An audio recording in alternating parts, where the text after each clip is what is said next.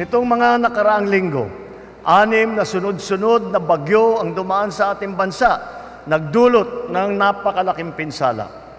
Kasama sa mga lubos na naapektuhan ng mga kalamidad, ang ating mga magsasaka na ang kabuhayan ay madalas na nakadepende sa panahon.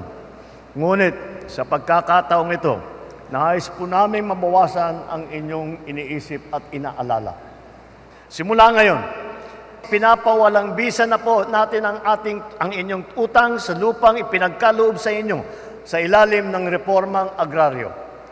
Isa pa ito sa talaga na ating mga layunin.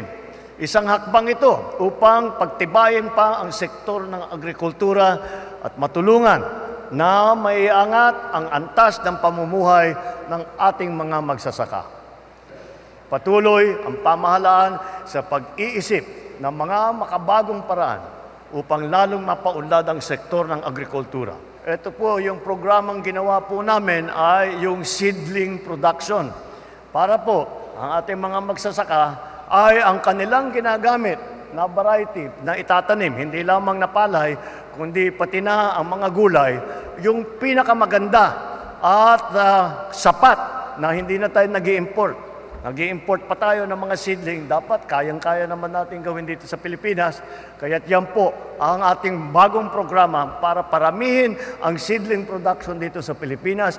Hindi na tayo mag-import at kasama dyan ang ating mga magsasaka. Pinakamagandang seedling ang kanilang gagamitin sa kanilang pagtatanim.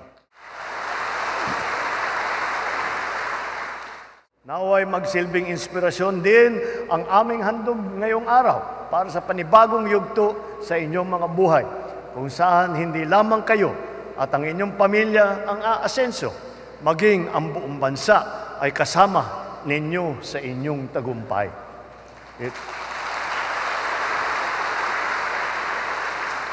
Ito po ang aking panawagan. Magkaisa tayo sa pagtatanim ng mga binhi ng pag-asa para sa bagong Pilipinas.